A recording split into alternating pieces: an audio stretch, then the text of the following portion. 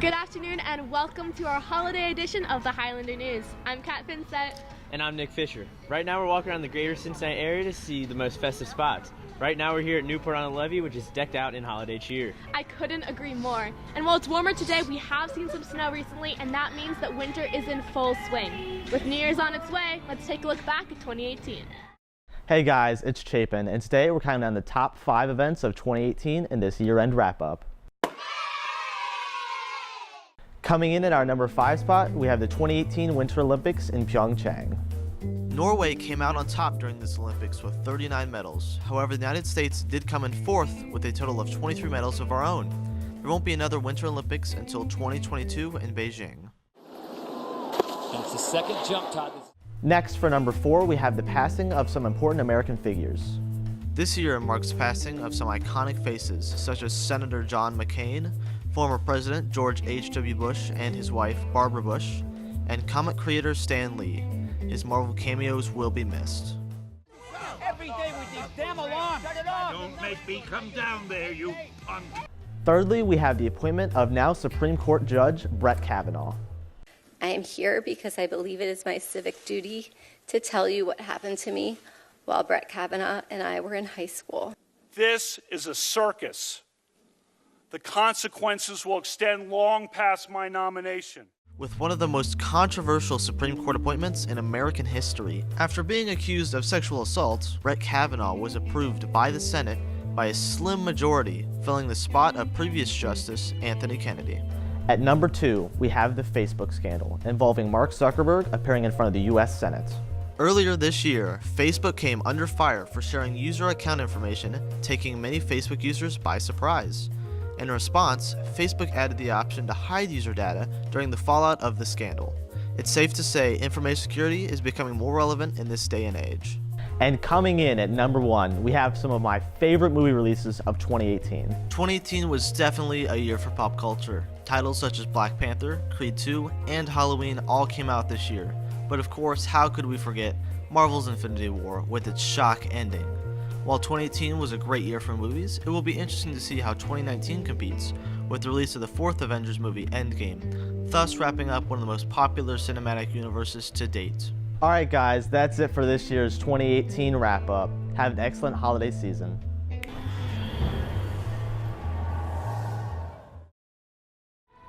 What a year. It's been honestly a roller coaster. I can't wait to see what 2019 brings. We have a lot of exciting changes to the district this year. Recently, our school has leased a new office space at 20 grand, which can be used for professional development, special events, and even some classes might begin there next year. Scuddy got more.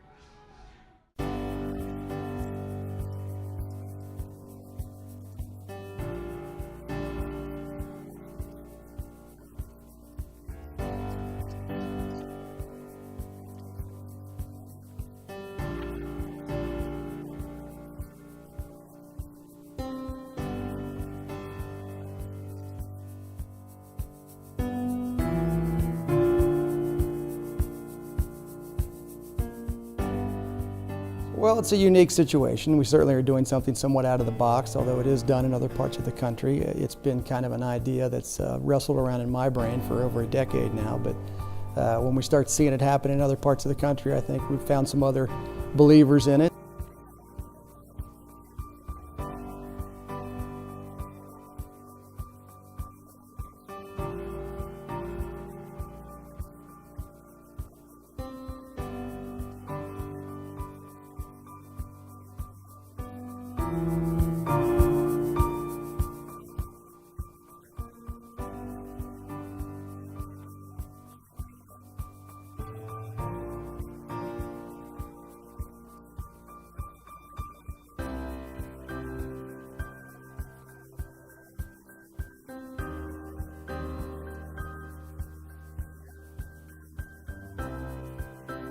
We'll have a lot of different businesses ultimately that are partnering with us in here.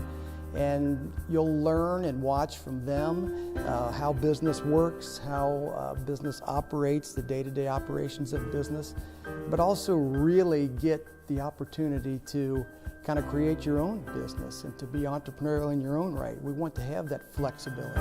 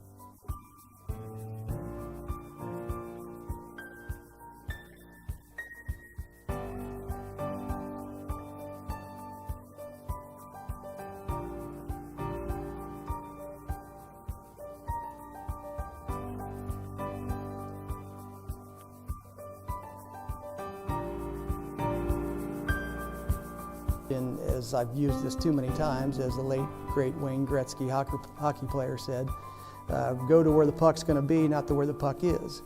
And for us, that's what I see. Can't wait to see what other exciting changes come to the district next year. I know our sports teams will be working hard over break as they are halfway through their seasons. What can you tell us, Vea? Well, Nick, as winter sports are underway, the teams are looking great. The girls' basketball team is currently doing very well and maintaining a record of 5-1 so far. Overall, the team has scored 379 points while holding their opponents to only 270. Senior Zoe Barth leads the teams in scoring and rebounds with 105 and 34 respectively so far. We wish the girls luck as they continue their season. The boys basketball team had started off their season strong with a huge win over Covington Catholic, bringing their record to 4-0. Unfortunately, they fell short to Oldham County with a score of 58-54. Senior Ben Sisson is a big asset to the team as he leads in scoring and rebounds with 104 points and 46 rebounds. The boys play Hamilton Saturday, so be sure to come out and support. The dance team competed in their state competition this past Saturday. The team placed first out of 8 and are now preparing for nationals. As they placed third in Orlando last year, they are looking to place high again this year. We wish the team luck as they head into nationals. The archery team recently competed in a competition at Summit View. The team was led by senior Dimitri Sarakasanis, who shot a 270, and Josh Finseth, who shot a 268. The teams are aiming to shoot high at the next competition. While the bowling team is currently performing very well and have had many wins, their biggest so far was against rival Newport Central Catholic. The team won by over 300 pins. The girls were led by Abby Bach and Tessa Killen, and the boys were led by Jordan Cole, Gunnar Gabbard, and Perry Daniel. Good luck to the team and keep their momentum rolling. On to the cheer teams. Our co-ed team recently competed at state and placed 9th. Our all-girl team unfortunately fell short of their bid to nationals, but they are looking forward to competing in all upcoming competitions. The swim and dive team competed in a competition this past Saturday. The boys placed first and the girls placed second. We wish both teams luck as their season continues. Back over to you, Nick. Thanks, Vea. We wish all teams the best of luck as they continue their season. Also, shout out to the We the People team, which won state for the 16th time in Highlands history. There have been a lot of great memories this school year, but it looks potentially as if something new could be coming to Highlands next year. Mr. Bertasso has been principal for 1 semester so far. We caught up with some students and teachers to find out how they feel about his impact on the culture of the school. I love Mr. Bertasso. He's the best principal we could ask for. I love seeing him on the roof every day. On a serious note, really brought back a lot of the school spirit. I think he's done well a lot with student morale. I think a lot of students are happier this year. Being a former student of Highlands as well, I think it's nice to have Mr. Bertasso back, being a fellow Bluebird. So far, he seems like a great principal. He's been making the school year fun. I think his energy's been fantastic. I think the culture has changed a bit. I think there's a little bit more fun in the building, which is something I think we've desperately needed. I think he has just made the building more fun to come to than in the past. I think he really improved upon Spirit Week. He implemented the new grading scale. It makes everything a little bit easier to understand. Love the big H flag, love the pep rallies. He's just really flexible. He listens to any idea. It's just a refreshing outlook. The excitement and positivity he's brought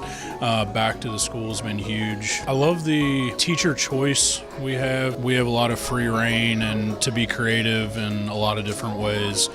Clearly, Mr. Bertasso's positive effect on the school has been joyfully entertained by many. We came up with a great way to get him around the school quicker. For the amount that he goes around and visits each classroom every single day, I always see him in one of my classes. I think it'd be kind of interesting to see him on Segway.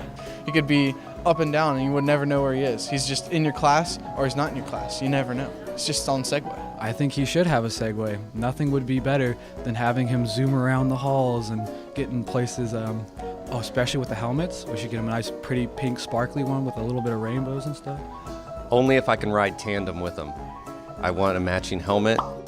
It'd be hilarious to watch him roam the halls on a Segway. Would I donate to get Mr. Bertasso a Segway? Sure. I would be willing to donate. Of course. Yeah. Sure.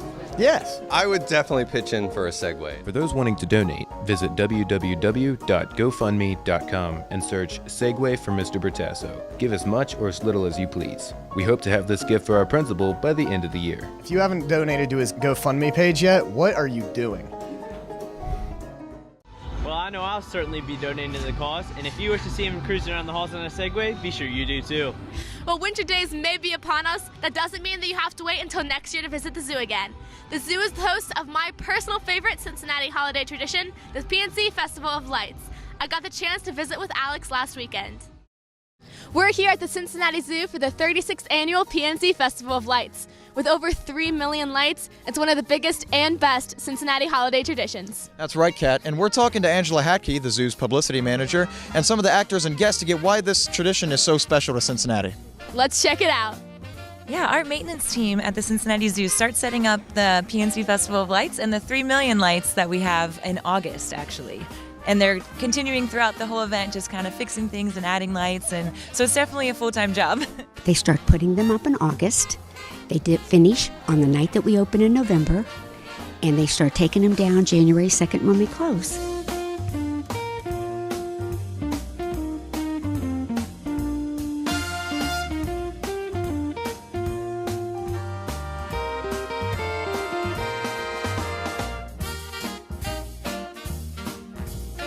The whole event is pretty magical, but I think my favorite part is we have a rainbow tunnel, and it's down in our safari camp area, and it's really great spot to get your picture taken. It's great for Instagram. It's really amazing. We've heard a lot of good things about the lights, and it looks really cool, and we love the animals, so we gotta come check it out.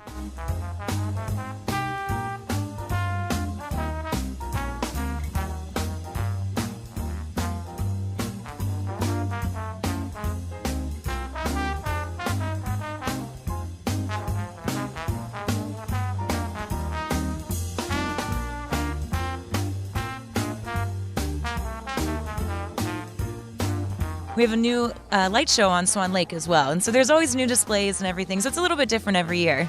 It's a beautiful show. You must come and see it. The Festival of Lights runs every day until January 1st, so there's no excuse not to come out and visit.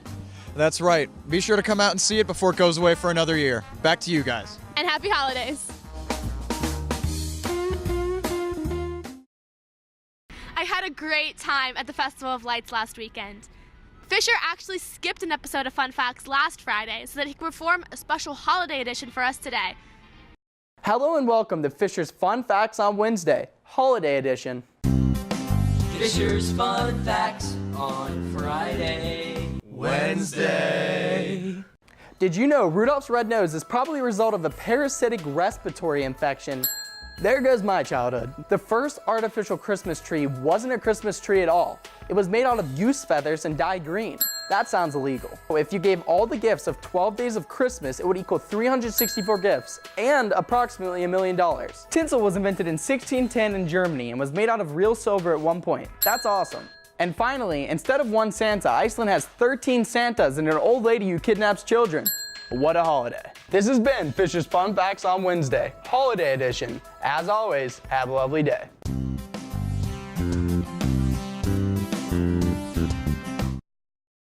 Thanks, Fisher. Regardless of what holiday or any that you may celebrate, have a happy winter break. Absolutely. I'm excited for the rest and relaxation and for opening some presents on Christmas Eve. There's a lot of really cool things happening around the school, so Julian went to see what everyone else's winter break plans are. What are you doing over winter break? We hang out with our family and we go to Tennessee, and I don't know, we just go home and do random stuff from there. Me and Owen are going Christmas caroling. Stay home and play video games. My son just went to Reds Fest, and while he was there, he got on stage with the Globetrotters, and they asked him to do, some tricks and stuff. I'm gonna spend some time with family, eat some fudge. I'm gonna send my Christmas present list to Santa. We're gonna buy a nice John boat. He did the floss, something like that. Then threw the ball up in the air, boom, headbutted it to a Globetrotter. Very original. Yeah, it's really nice when it's very long. It's good for the ocean. It's just be great. We're probably gonna put it in my aunt's creek, honestly. I'm going to set up my Christmas tree at my house and bake gingerbread cookies. I'll just be spending time with my family and friends and eating good food and not being stressed out about school. For that, he was awarded 4 free tickets. So on December 29th, Globetrotters. Catch, multiple amounts of fish. It's whatever. Yeah, all kinds. Probably some crabs, some octopus, maybe a few whales. Yeah. It's whatever. It's cool. I'm gonna build a snowman. Hitting the slopes. Yeah, I'm probably gonna go skiing with him. I think I'm gonna do some traveling, hang out with the guys, I'm going to Dubai. Having a very Merry Christmas. Have a very Merry Christmas. It looks like winter break sure will be a blast. There are still a few days of midterms left, so keep working hard, Bluebirds. We got this. That's it for the final edition of the new show for 2018. I'm Kat Finsett. And I'm Nick Fisher. Happy holidays, Highlands.